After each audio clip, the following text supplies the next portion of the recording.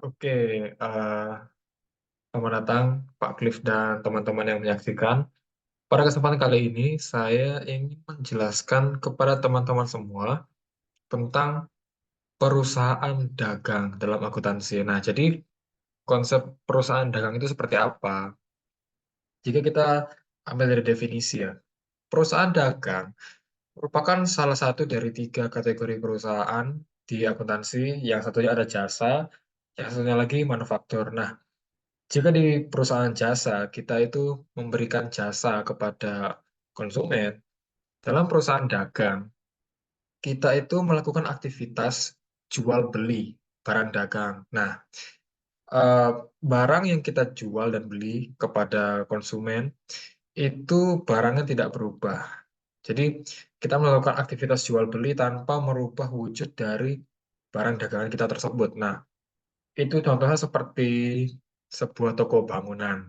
Nah, seperti itu teman-teman. Nah, eh, berikutnya saya ingin mengajak teman-teman untuk memahami proses penjurnalan dan pembukuan perusahaan dagang mulai dari akun-akun yang ada, jurnal umum, dan membandingkannya semua sampai ke tahap laporan keuangan, lalu membandingkannya dengan perusahaan jasa yang sudah kita bahas kemarin. Nah, untuk pertama-tama, mungkin di sini teman-teman bisa melihat ini adalah sebuah tabel yang sudah saya buat sendiri. Nah, tabel ini gunanya untuk apa? Jadi, di dalam perusahaan dagang, berbeda dengan perusahaan jasa. Perusahaan jasa kan metode pencatatannya hanya satu. Tetapi dalam perusahaan dagang, ada dua metode pencatatan. Yang pertama itu ada ini, periodik, dan yang kedua ada perpetual. Nah, dalam kesempatan ini saya akan mengajak teman-teman untuk belajar dengan metode yang perpetual, metode pencatatan perpetual seperti itu. Nah, bedanya periodik dengan perpetual, periodik itu digunakan jika kita tidak ingin mencatat setiap transaksi itu. Jadi kita kan membeli barang, jadi kan kita harus eh, menghitung persediaan barang kita di gudang. Nah, semisal kita menggunakan perpetual, setiap transaksi pasti kita akan mencatat transaksi itu langsung dan kita lapor ke bagian gudang untuk mencatat stok kita yang keluar. Nah, begitupun jika kita membeli. Jika kita membeli, kita langsung melaporkan kepada pihak gudang, nanti stok barang kita akan langsung bertambah. Jadi logikanya, jika kita menggunakan yang perpetual, itu setiap barang yang keluar masuk gudang itu akan langsung tercatat di pembukuan. Sedangkan jika kita menggunakan periodik, kita menghitung stoknya itu hanyalah di akhir bulan saja. Itu perbedaan inti dari periodik dan perpetual, ya, teman-teman. Lalu, dalam perusahaan dagang ada yang namanya FOB, yaitu yang di sini, teman-teman. Ini. FOB shipping dan FOB destination. Simpelnya begini, teman-teman bisa menganggap FOB ini sebagai ongkos kirim dari barang yang dibeli. Nah, jadi eh, dalam transaksi nanti akan dituliskan oleh si penjual FOB-nya itu mau apa. FOB yang digunakan itu apakah shipping, apakah destination. Dan jadi perbedaannya hanyalah siapa yang menanggung biaya tersebut. Jadi jika FOB-nya ditulis shipping point, berarti yang membayar ongkos kirim tersebut adalah si pembeli. Sedangkan jika FOB-nya destination point, maka yang membayar adalah si penjual. Ini agak rumit itu di bagian terbaliknya. Soalnya kan kita sama-sama sebagai perusahaan dagang, kita akan merasakan menjadi pembeli, kita akan merasakan juga menjadi penjual. Jadi kita harus bisa menyesuaikan FOB yang kita keluarkan itu dari sudut pandang kita, apakah kita harus membayar ataukah tidak. Gitu, kita harus teliti di situ.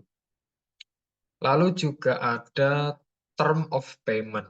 Nah, di perusahaan jasa, ketika orang membeli jasa sama kita, pasti kan langsung dibayar, ataupun jika semisalnya dia berutang kepada kita, itu kan tidak ada syarat apapun. Yang penting nanti pasti akan dibayar sama dia. Sedangkan di perusahaan dagang, sering kita temukan itu kita bisa saja membeli atau menjual barang dagang dengan syarat. Nah, syaratnya itu saya akan kasih contoh di jurnal ini. Nah, ini pada transaksi ini. Di sini tertulis termin 2/10 N/30. Nah, inilah yang disebut term of payment.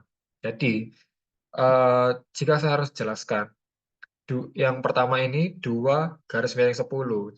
Artinya, jika kita sebagai pembeli melakukan pelunasan 10 hari setelah transaksi, maka kita akan mendapatkan diskon sebesar 2%. Seperti itu, teman-teman.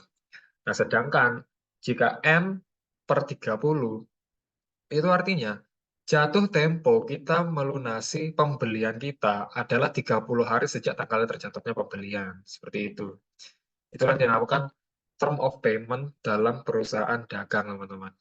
Nah, eh, untuk laporan keuangan dari perusahaan dagang juga mirip-mirip seperti perusahaan jasa, cuman bedanya eh, nanti saya akan jelaskan di sini.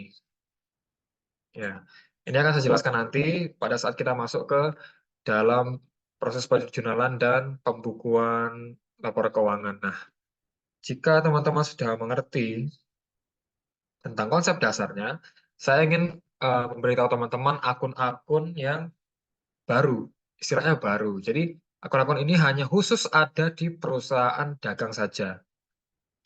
Nah, untuk cash, untuk cash, equipment, share capital, ini kan kita ya sudah tahu lah, sudah kita bahas dari perusahaan jasa.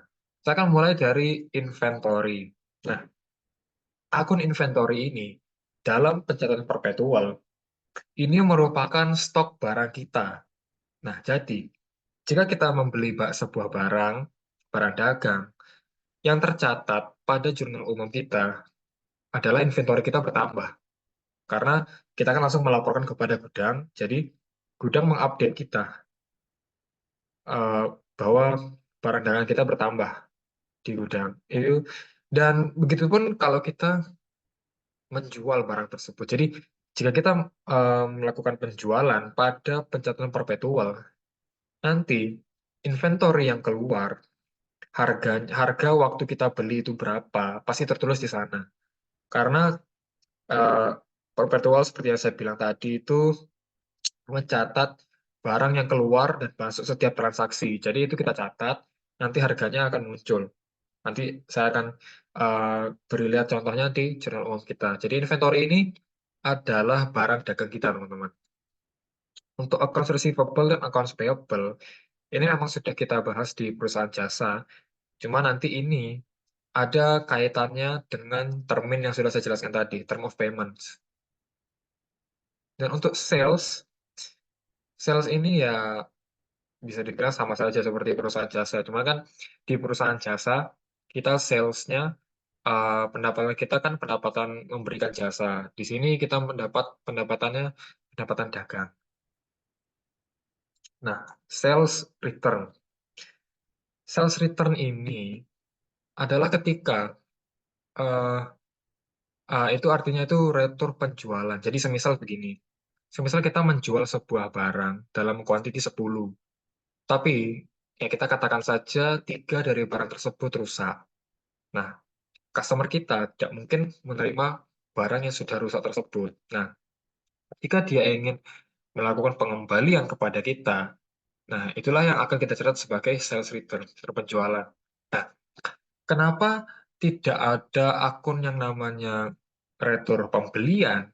Itu karena itu hanya ada di eh, pencatatan periodik. Jika kita kembali ke sini. Nah, jika kita lihat ke purchase return, nah ini perbedaannya periodik dan perpetual. Jika di periodik ada purchase return, jadi retur pembelian. Tetapi jika di perpetual, kita langsung menguranginya dengan jumlah inventory. Seperti itu, teman-teman. Nah, begitu halnya juga dengan akun pembelian. Jika semisal kita membeli barang di dalam pencatatan perpetual, dia akan langsung tertulis sebagai inventory, tidak tertulis sebagai purchase. Kenapa? Karena ya seperti yang saya bilang tadi juga, setiap pembelian dan penjualan barang itu langsung dicatat sama metode perpetual. Sedangkan jika periodik, dia nulis begini karena dia ingin mentotalnya itu semua di akhir bulan nanti. Nah, ini juga jika freight in ini ya eh, ongkos kirim dari penjual ke kita, seperti itu. Jadi bisa dibilang istilahnya itu ongkir pembelian. Nah, jika di periodik memang ada akun freight in, tapi jika di perpetual ongkir itu akan menambah value dari inventory. Seperti itu, teman-teman. Nah, so kita lanjut lihat akun-akunnya. Sales diskon. Nah, ini ada kaitannya juga dengan termin tadi. Jika kita melakukan pelunasan, eh, oh ini diskon penjualan. Nah, jika customer kita melakukan pelunasan kepada kita di dalam tanggal yang sudah kita tentukan yang mendapat diskon, berarti potongan yang dia dapatkan itu akan kita catat sebagai sales diskon, diskon penjualan.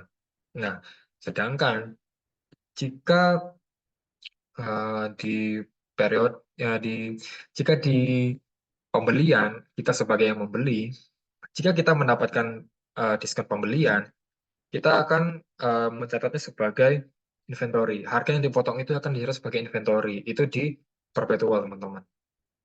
Nah, lanjut lagi ke cost of goods sold atau COGS. Ini merupakan akun yang jika diartikan itu harga pokok penjualan HPP. Nah, nanti akan ada dokumen yang memberitahu kita HPP yang kita keluarkan jika kita menjual suatu barang itu berapa.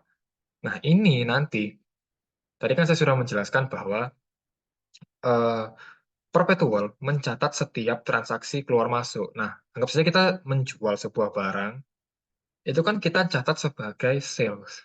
Pendapatan kita dong. Ya, harus kita catat sebagai itu. Tetapi, karena kita menggunakan perpetual, kita juga harus mencatat barang yang keluar. Nah, jika kita mencatat inventory juga, sandingannya adalah COGS, Cost of Goods Sold atau HPP. Begitu.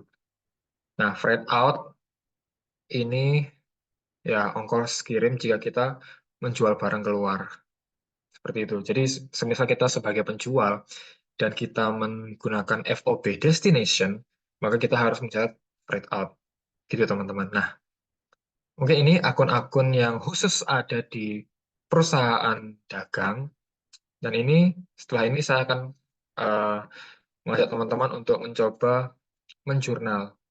Ini sudah saya siapkan. Nanti dengan bukti dokumen-dokumennya juga saya sudah siapkan. Habis ini kita akan menjurnal perusahaan dagang menggunakan sistem eh, perpetual. Seperti itu, teman-teman. Nah, sekarang saya akan mengajak teman-teman untuk kita sama-sama menjurnal dari perusahaan dagang dengan menggunakan sistem perpetual. Eh, Disclaimer dulu, ini jurnal umumnya. Saya gunakan persis seperti kita sedang menjurnal perusahaan jasa kemarin. Jadi, rumus-rumusnya sama. Untuk kolom akun, kita menggunakan data validation yang datanya diambil dari kolom COA. Untuk COA-nya dapat dari mana? Kita menggunakan rumus if dan VLOOKUP. Nah, dan di sini juga ada akun yang saya pakaikan rumus if dan VLOOKUP. Ini gunanya apa? Ini gunanya nanti untuk membantu kita membuat buku besar dengan lebih mudah, teman-teman. Nah, jadi sekarang saya ingin menjelaskan tentang transaksi-transaksi yang ada dalam perusahaan dagang itu sendiri. Nah, untuk yang pertama, kita lihat di sebelah kanan ini ada surat pernyataan setor modal. Nah, di sini kita bisa melihat nama ownernya, perusahaan yang dimiliki, alamatnya, dan di sini kita bisa membaca bahwa dengan ini pemilik telah menyetorkan modal sebesar 200 juta rupiah untuk memulai perusahaan. Dan ini keterangan lainnya, ini materai dan tanda tangan. Ini sama saja seperti waktu di perusahaan jasa. Jadi pemilik sedang menyetorkan modal berupa uang cash senilai 200 ribu. 200 juta rupiah. Apa yang kita catat? Tentu di debit kita akan mencatat cash.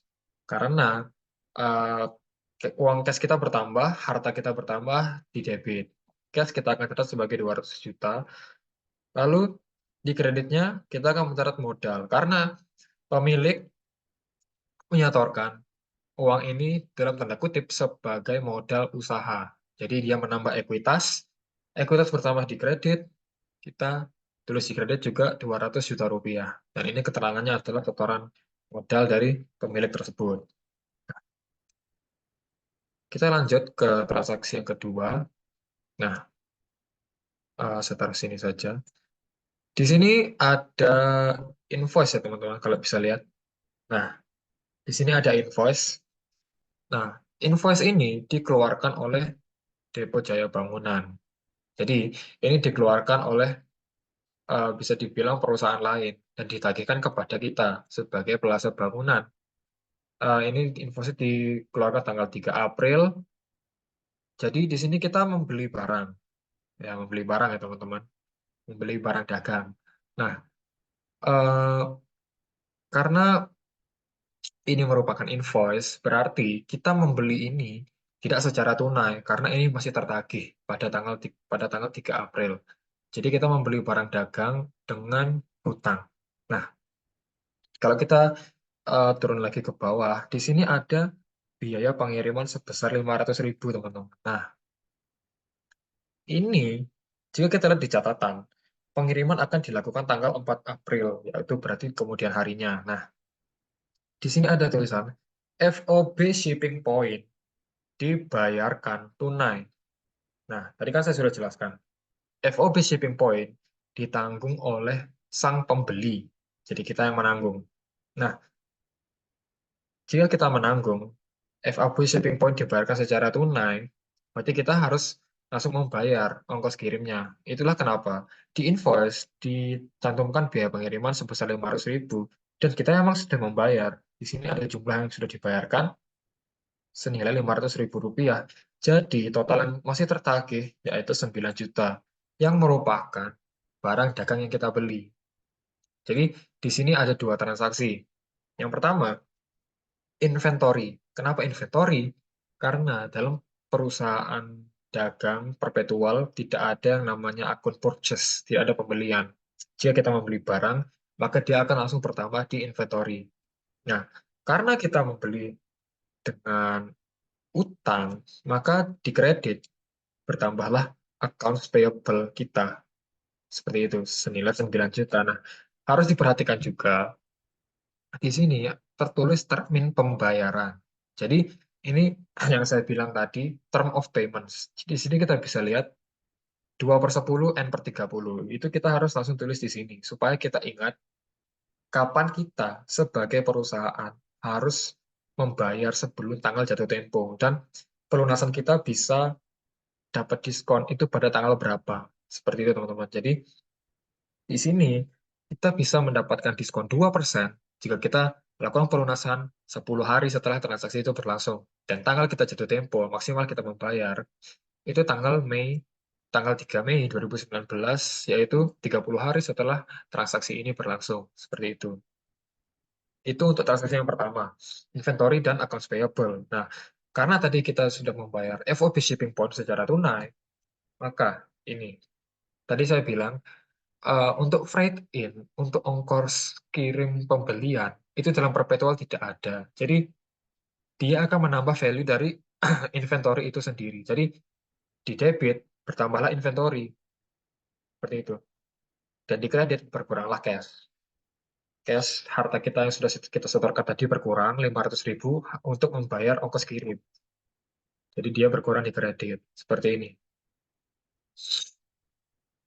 Lanjut kita ke transaksi yang ketiga. Nah ini merupakan surat jalan namanya. Nah, ini apa gunanya dokumen ini?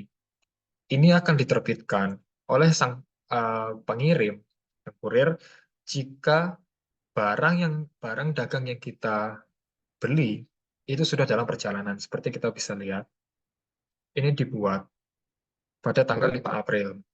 Ya. Dan ini merupakan barang-barang kita yang sudah kita beli, jumlah sesuai. Ini merupakan eh, kendaraan yang digunakan oleh sang kurir. Di sini ada tanda tangan si kurir. Lalu tujuan, yaitu lontar, yaitu alamat dari toko kita. Seperti itu. Jadi eh, surat keterangan jalan ini akan muncul jika kita membeli sebuah barang dari perusahaan lain, teman-teman. Ini dibutuhkan supaya kita bisa tahu bahwa barang dagang yang kita beli sudah dalam perjalanan menuju kita. Seperti itu, teman-teman. Kita lanjut. Nah, di sini ada yang namanya nota retur. Di sini kita bisa lihat penjualnya tertulis Depo Jaya Bangunan dan pembeli merupakan PT Plaza Bangunan. Jadi, jika kita pakai logika, yang mengeluarkan nota retur ini yaitu kita, retur pembelian kepada PT Depo Jaya Bangunan, yaitu transaksi yang sebelumnya. Nah, pada tanggal 6 ini kita mengembalikan barang kuantitinya 10 dengan harga 900.000. Eh, Pengembalian dikarenakan rusak pada saat perjalanan. Ini ya hanya keterangan kenapa kita ingin mengembalikan barang yang sudah kita beli. Di sini juga sudah ada tanda tangan antara customer dan supplier. Jadi, jika kita melakukan retur pembelian, kita mencatatnya seperti ini, teman-teman. Pada tanggal 6, accounts payable, karena kita kan membeli barang dagang ini dengan term of payments ya, dengan utang. Nah, jadi karena kita juga belum melakukan pembayaran, utang kita berkurang. Utang kita berkurang. Kenapa gitu ya? Karena kita belum melunasi tagihannya. Jadi semua tagihan kita masih berupa utang dan jika kita mengembalikan sejumlah barang, tentu utang kita tidak utuh seperti awal lagi. Jadi utangnya berkurang sesuai dengan nominal barang yang kita kembalikan. Yang kita kembalikan berapa? 900.000 rupiah. Jadi kita accounts payable kita catat 900.000 rupiah. Nah, utang berkurang di debit, kita eh, tulis dia di debit. Nah, sedangkan, nah dalam eh, perpetual tidak ada yang namanya akun retur pembelian.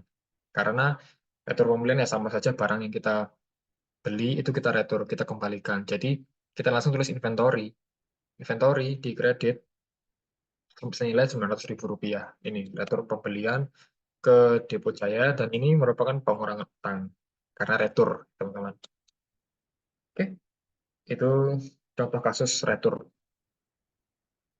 Nah, ini adalah resit atau kwitansi. Nah, kita lihat ini dikeluarkan oleh PT Jaya Bangunan untuk kita, untuk pelunasan transaksi tanggal 3 April 2019, invoice nomor segini, ini diterima oleh kita. Oke.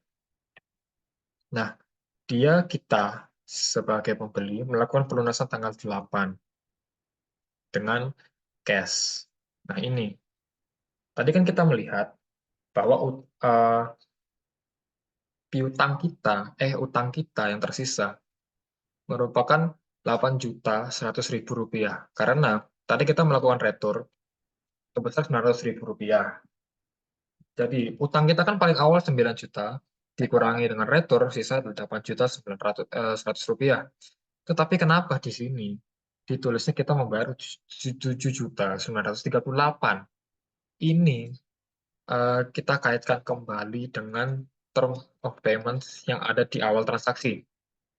Jadi, jika kita hitung, kita melakukan transaksi tanggal 3, dan kita bisa mendapatkan diskon 2% jika kita melakukan pelunasan 10 hari ke depan. Jadi, jika kita membayar maksimal tanggal 13, kita masih mendapatkan diskon. Sedangkan ini, dia melakukan pelunasan pada tanggal 8. Kita melakukan pelunasan pada tanggal 8 April. Jadi, otomatis kita mendapatkan diskon 2%. Seperti itu. Nah, itulah mengapa kita hanya membayar sebesar 7.938, tidak full 8.100.000 rupiah. Nah, potongan pembelian yang kita dapat 2% tersebut kita catat sebagai inventory karena di perpetual tidak ada yang namanya purchase discount. Itu hanya ada di periodik, teman-teman.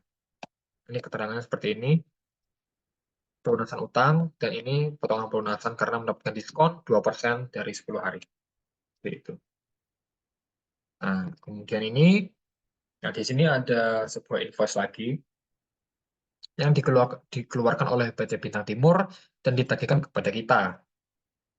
Ini dikeluarkan pada tanggal 9, berarti itu tanggal transaksi kita, dengan termin pembayaran 5% jika kita melunasi dalam 5 hari, dan total dan jatuh tempo kita 25 hari setelah transaksi, yaitu pada tanggal 4 Mei 2019. Tertagih 70 juta, ini ya barang-barangnya dan total harganya. Nah, di sini pengiriman akan dilakukan tanggal 11 April. Oke. Dan di bawahnya, FOB destination point dibebankan kepada yang bersangkutan. Jadi jika seperti ini, ingat, FOB destination dibebankan kepada sang penjual. Kita kan di sini dalam posisi sebagai seorang pembeli. Jadi yang menanggung FOB destination adalah si PT Bintang Timur ini. Itulah kenapa kita tidak perlu mencatat FOB-nya. Karena kita ya tidak membayar. Yang membayar itu si penjual.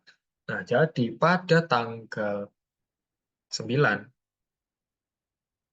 di sini, kita mencatat inventory sebesar 70 juta dan accounts payable karena ini masih berupa invoice, kita belum membayar sebesar 70 juta. Dan juga jangan kita lupakan untuk mencatat terminnya, karena ini sangat penting. Oke, dan ini ya surat jalannya, surat jalan dari barang yang kita sudah beli pada PT Bintang Timur. Oke, nah di sini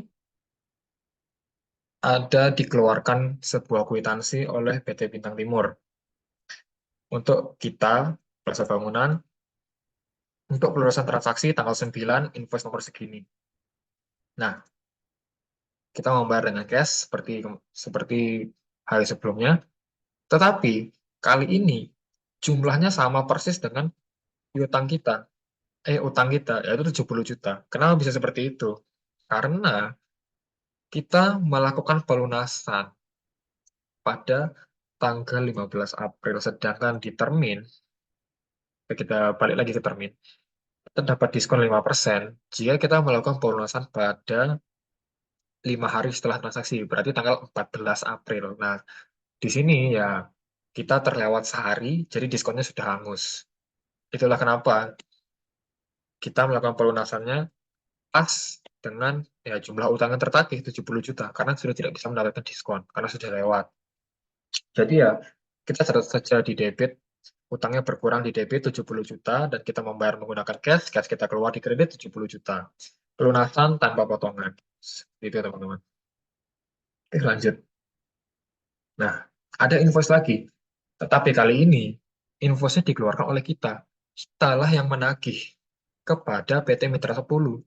Ini dikeluarkan tanggal April 17 untuk ini barang yang kita jual, lampu. Tertagih 3.250.000, terminnya 4/7, N/30. Terakhir pelunasan 17 Mei 2019, ya ini mungkin sudah paham ya. Lalu, pengiriman akan dilakukan di kemudian hari dan FOB destination dibebankan kepada yang bersangkutan. Tadi kan saya sudah bilang, FOB destination dibebankan kepada sang penjual. Kenapa tadi kita tidak membayar? Karena tadi kita di posisi seorang pembeli. Sekarang, jika kita berada di posisi seorang penjual, maka kita wajib membayar destination ini karena kitalah pihak yang bersangkutan yang diwajibkan untuk membayar. Jadi, kita membayar juga eh, ongkirnya, freight out-nya. Kitalah yang membayar karena FOB destination point. Nah, kita catatnya karena ini merupakan penjualan, accounts receivable karena ini masih merupakan sebuah invoice, kita masih menagih, jadi itu merupakan sebuah piutang untuk kita. Kita catat di accounts receivable tanggal 17 senilai 3.250, dan di kredit kita catat sebagai sales. Nah, jika di Indonesia kan ini adalah pendapatan dagang karena kita menjual barang dagang kita. senilai ya 3.250.000. Jangan lupa dengan terminnya. Sewaktu-waktu pembeli kita mendapatkan diskon saat mereka melunasi seperti itu. Nah, di sini kan teman-teman lihat ada cost of goods sold dan inventory. Keterangannya adalah HPP. Kenapa di sini bisa dapat 2.500.000? Kita harus melihat dokumen di bawahnya. Rahasia internal. Nah, ini adalah laporan stok barang gudang. Jadi, jika kita balik dulu ke invoice, kita menjual sebuah lampu sebanyak 50 biji. Harga per bijinya itu Rp65.000, jadi total 3.250.000. Itu merupakan harga dari kita yang sudah kita tetapkan. Sedangkan di sini adalah harga waktu saat kita beli lampu ini dulu. Jadi dulu lampu ini kita beli seharga 50.000. Jadi jika di total 50.000 kali 50, Rp2.500.000. Dari sinilah kita bisa mendapatkan HPP dari barang yang kita jual. Nah, setelah itu kita catat di debit HPP Rp2.500.000. Dan di sini inventory kenapa? Karena lampu ini kan awalnya stok barang kita, tetapi dibeli oleh Mitra 10, berarti lampu ini keluar gudang ke menuju pembeli. Itulah kenapa? Karena kita menggunakan sistem perpetual, kita langsung mencatat barang yang keluar. Jadi di kredit, keluarlah inventory senilai 2.500.000. Dan di bawahnya juga ada freight out yang kita bayar tunai menggunakan cash senilai Rp500.000. Seperti itu. Nah, nah di sini saya ada dua dokumen, saya akan split satu-satu saya jelaskan. Ada retur penjualan. Penjualnya adalah kita, PT Plaza Bangunan. Dan pembelinya adalah PT Mitra 10 yang membeli lampu kemarin. Nah, pada tanggal 19, dia melakukan retur lampu sejumlah 5 biji karena pecah saat perjalanan. Harganya ini menggunakan harga jual dari kita yang senilai 65.000, bukannya 50.000. Karena kita ngeset harga ke dia segitu, jadi dia jika ingin retur juga mengembalikan dengan harga yang sudah kita tetapkan. Seperti itu, teman-teman. Jadi total yang dia kembalikan itu ada Rp325.000. Jadi di sini kita catat retur penjualan 325.000. Dan karena dia belum melakukan pelunasan dan dia juga tidak membeli dengan tunai, dia membeli dengan termin. Jadi kan masih berupa piutang. Nah, piutang kita lah yang berkurang. Senilai yang diretur Rp325.000. Nah, di sini kenapa ada inventory dan COGS lagi? Karena di bawahnya itu masih ada dokumen lagi, yaitu laporan stok barang gudang. Nah, jika tadi kita melaporkannya gara-gara lampu kita berkurang karena dijual, sekarang kita melaporkannya karena barang itu balik, karena diretur oleh si pembeli. Nah, baliknya, ini juga menggunakan harga HPP, berarti 50.000. 50.000 dikali yang dibalikin ada 5, 250.000, itulah yang kita catat. Jadi jika tadi cost of goods sold yang di debit, sekarang inventory. Jadi posisinya dibalik, karena ini merupakan retur penjualan. Karena barangnya masuk, inventorinya nambah. Inventorinya nambah di debit, senilai Rp250.000. Dan di kredit, COGS, HPP, Rp250.000. Nah, kita lanjut, teman-teman. Nah, di sini ada kwitansi. Berarti ya sudah lunas. Dikeluarkan oleh kita untuk PT Mitra 10 untuk pelunasan transaksi invoice dengan nomor sekian. Ini tanggal 21 April. Payment method cash. Oke. Nah, di sini ada uang Rp2.808.000. Kenapa seperti itu? Padahal piutang yang harusnya kita dapatkan itu masih senilai 3 juta. Nah, kita cek lagi apakah terminnya sudah benar. Nih, termin 4/7. Berarti dia mendapatkan diskon 4% jika melakukan pelunasan selama seminggu setelah transaksi itu berjalan. Dia melakukan transaksi pada tanggal 17. dan melakukan pelunasan pada tanggal 21 April. Jadi dia berhak mendapatkan diskon. Nah, ini kenapa 2.808.000? Karena 117.000 rupiahnya sudah dipotong diskon 4% sesuai dengan termin. Seperti itu, teman-teman. Jadi, piutang kita ya tetap berkurang 3 juta. Ya, tetap berkurang, oh, sorry. Tetap berkurang senilai,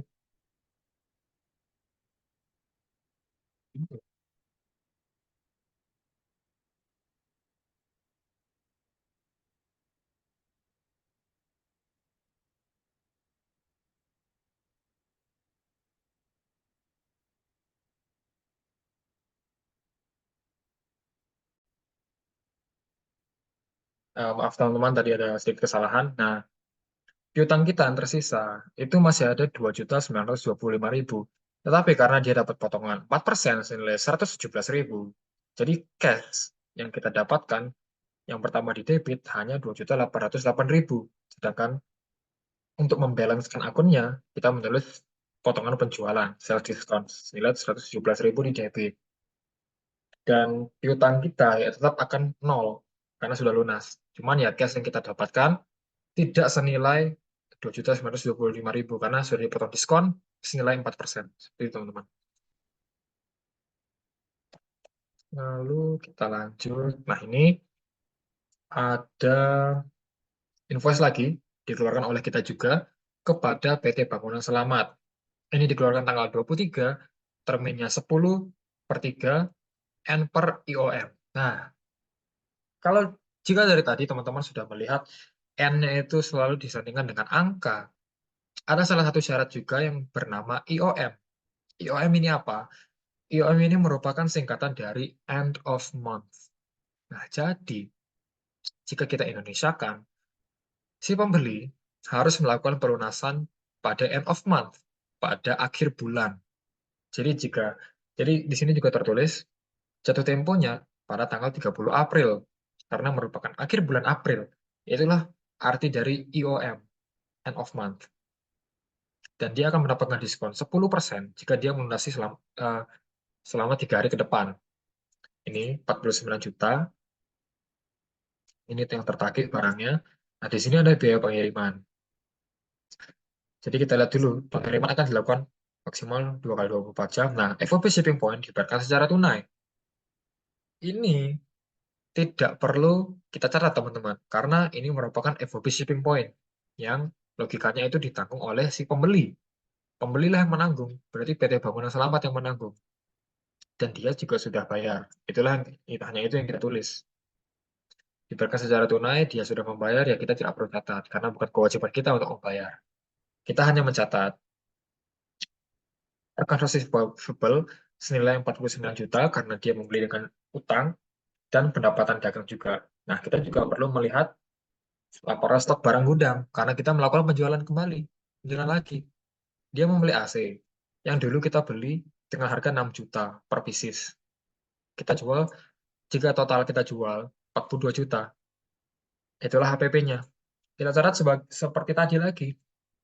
HPP di debit 42 juta, inventory, barang yang keluar, senilai 42 juta dari gudang kita masukkan ke kredit. Jadi itulah transaksinya untuk tanggal 23, 49 juta dan 42 juta. Ini termnya juga kita catat, HPP-nya juga. Oke, kita lanjut. Nah, di sini ada sebuah kwitansi. Kwitansi yang kita keluarkan sendiri untuk PT Bangunan Selamat dengan untuk pelunasan transaksi tanggal 23, invoice nomor sekian. Ini dikeluarkan tanggal 27. Jadi sudah lewat dong, sudah lewat sehari.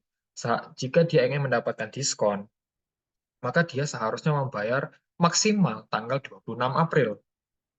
Jadi dia tidak dapat diskon 10%. Jadi dia harus membayar full 49 juta. Itulah yang dia bayar. Kita catat, cash yang kita dapatkan senilai 49 juta dan account receivable kita juga berkurang jadi nol. Jadi dari 49 juta menjadi nol karena sudah lunas. Seperti itu, teman-teman. Nah, Terakhir, di sini ada invoice. Ini invoice dikeluarkan oleh PT Hardware kepada kita karena kita membeli meja kantor dan kursi kantor. Nah, jika teman-teman lihat, ini tidak ada termin, jadi kita membayar dengan tunai pembelian tersebut. Lalu ini hanyalah invoice yang dikeluarkan. Pengiriman akan dilakukan dengan harga yang sama, pembayaran melalui tunai, senilai 14.500.000. Dan di sini sudah langsung ada resipnya, langsung ada kwitansinya.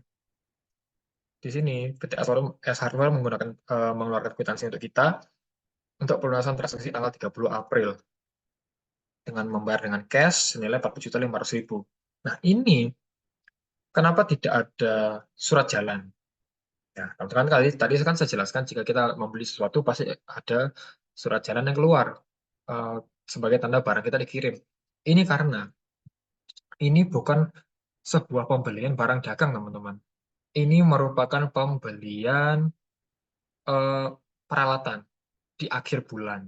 Nah, kenapa kita memutuskan untuk membeli alat alat di akhir bulan? Karena agar barang tersebut tidak disusutkan bulan ini. Kenapa seperti itu? Sebuah barang hanya bisa disusutkan jika dia dibeli di bawah pertengahan bulan, teman-teman. Jadi kan di sini kita beli pas tanggal 30 April. Jadi jika ada penyusutan tanggal 30 tersebut, maka peralatan ini kan masih baru, tidak perlu disusutkan. Jadi kita tidak susutkan.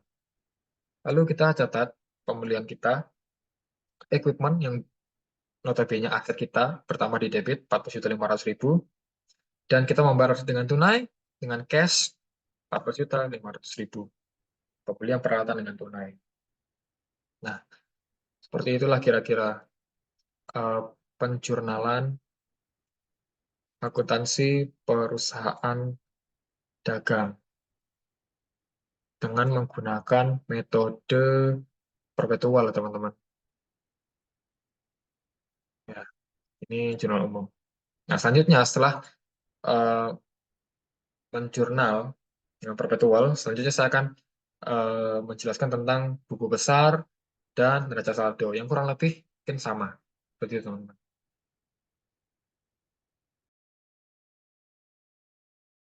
Sekarang saya akan mengajak teman-teman untuk kita membuat buku besar dan neraca saldo.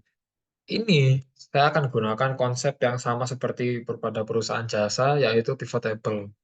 Gimana cara kerjanya? Jadi kita balik dulu ke jurnal. Di sini kita ke insert dan ke pivot table. Kita blok tabel kita semuanya sampai ke bawah. Ini kita klik new worksheet, dia akan membuat sheet baru yang isinya pivot table.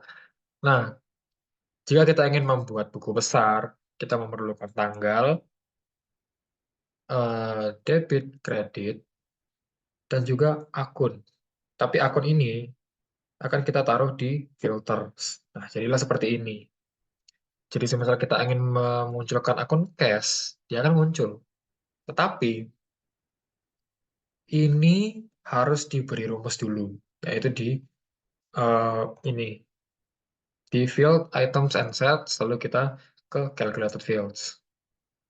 Kita sebut saja debit itu DB ya. Nah, karena cash ini, enggak sih, semuanya ini sama. Jadi kita memakai rumus if.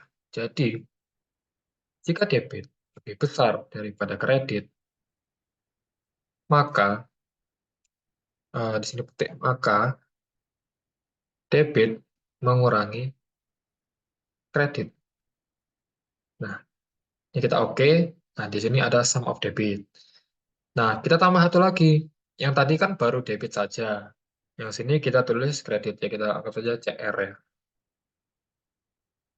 Nah, di sini rumusnya akan berbalik, teman-teman.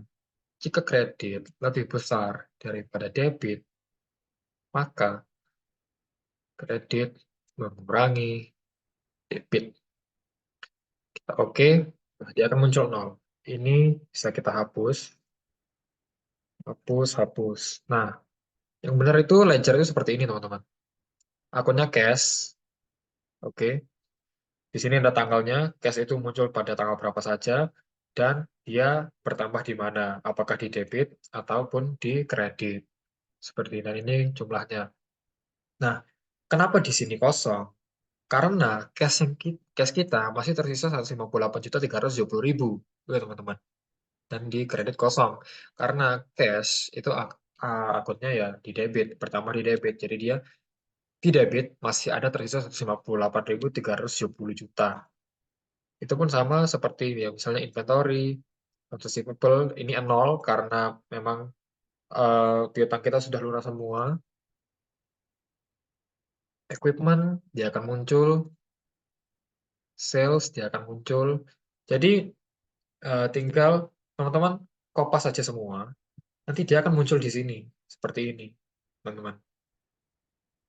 Ini ya, dia akan muncul seperti ini jika teman-teman kopas semua supaya akun yang muncul lengkap seperti ini, teman-teman.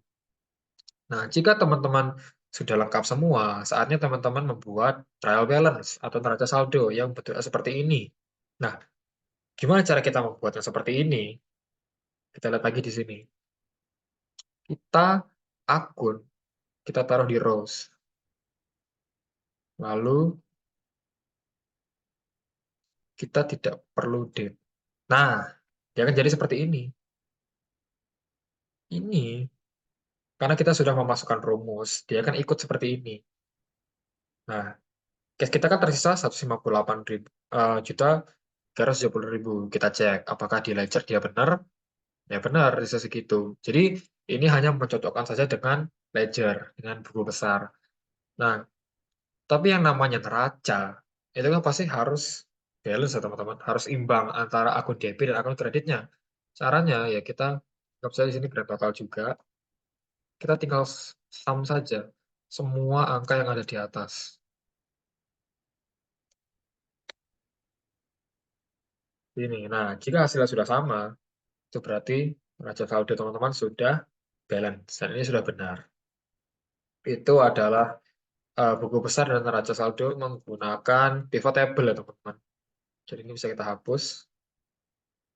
Nah, selanjutnya kita akan membuat laporan keuangan dan laporan arus kas, teman-teman.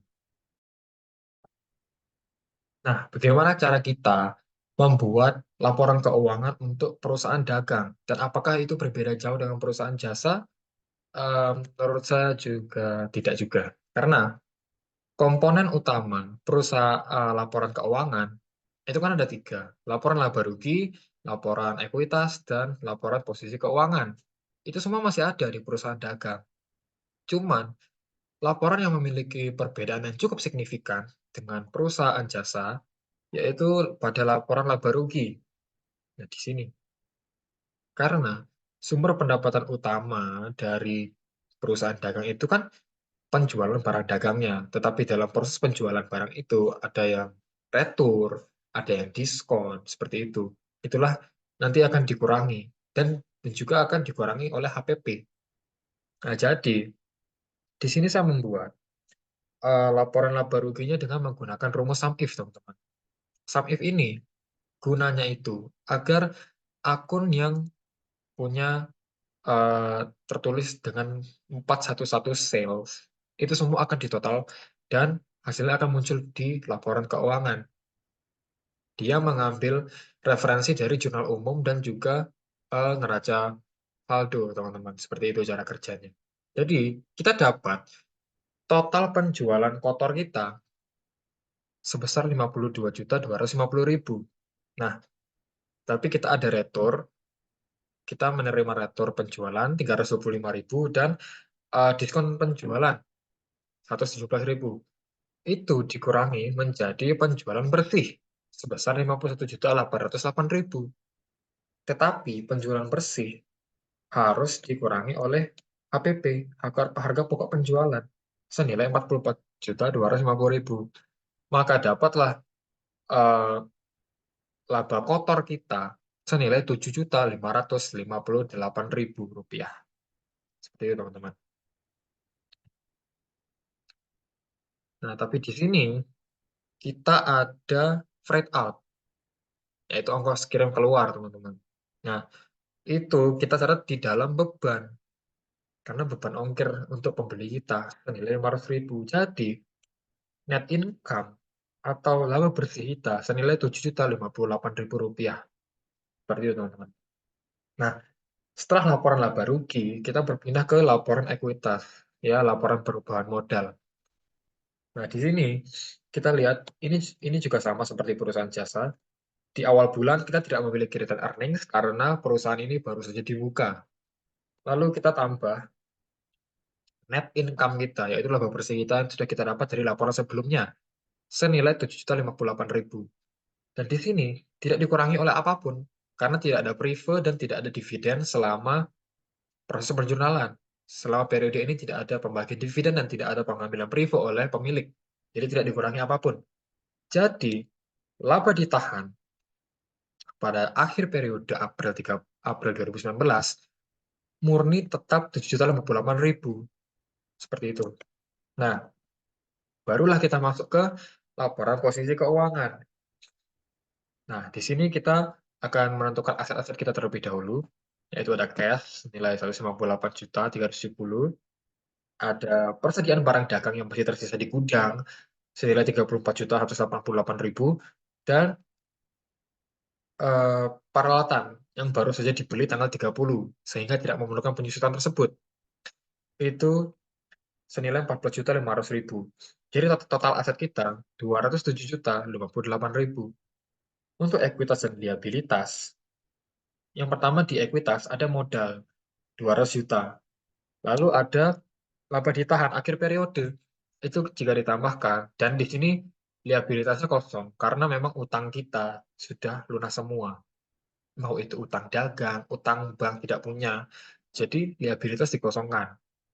Jadi total ekuitas dan liabilitas sama seperti total aset. Jadi di sini sudah benar, sudah balance ya teman-teman. Lalu setelah ketiga laporan ini sudah selesai, kita berpindah ke laporan arus kas. Nah, ini adalah laporan yang menunjukkan perputaran uang perusahaan. Jadi di sini juga kita lihat ya, sama seperti perusahaan jasa juga dibagi menjadi 3 kategori ya teman-teman. Yang pertama ada cash flow from operational activities, dari kegiatan operasional. Ini berarti kegiatan jual beli ya teman-teman. Yang pertama adalah kas yang kita dapat dari penjualan. Nah, kita lihat lagi kembali di sini. Penjualan bersih adalah 51 juta. Lalu, cash used for purchase repayment. Ini artinya adalah kas yang kita gunakan untuk pelunasan utang pembelian barang dagang kita senilai 77.938.000. Ini diminus karena nanti akan mengurangi uang yang kita dapat dari penjualan, teman-teman. Lalu di sini uang yang digunakan untuk beban-beban operasional. Nah, kenapa 1 juta? Karena tadi kita eh, ada 2 kali membayar ongkir ya istilahnya. Yang pertama adalah FOB shipping point ketika kita sebagai seorang pembeli, kita bayar 500.000. Dan juga ada FOB destination point ketika kita sebagai seorang penjual, itu juga 500.000. Jadi dikali 2, sejumlah 1 juta rupiah. Jadi, total uang yang kita dapatkan, total kas yang kita dapatkan dari kegiatan operasional, senilai minus 27.130.000. Lalu yang kedua, ada cash yang kita dapat dari kegiatan investasi. Investasi yang ada di sini adalah untuk pembelian peralatan yang kita beli pada tanggal 30 akhir bulan senilai 14.500.000. Jadi uang yang kita dapatkan dari kegiatan investasi minus 14.500.000 rupiah. Yang terakhir adalah uang yang kita dapat dari aktivitas pendanaan financing, yaitu adalah cash deposit oleh si pemilik sebesar 200 juta rupiah. Jadi totalnya ya 200 juta rupiah uang kita dapat dari kita pendanaan. Jadi ini dikurangi dengan yang atas, hasilnya adalah 158.370.000. Itu kas yang dihasilkan dalam periode ini. Dan selanjutnya, di awal periode kan kita tidak memiliki kas karena perusahaan baru saja dibuat. Jadi, cash at the end of the period pada tanggal 30 April senilai 28.320.000, sama dengan laporan posisi keuangan. Nah, maka dari itu semua laporan sudah balance, semua laporan sudah benar. Nah, itulah contoh jika kita menjurnal perusahaan dagang dengan menggunakan metode perpetual. Sekian, terima kasih.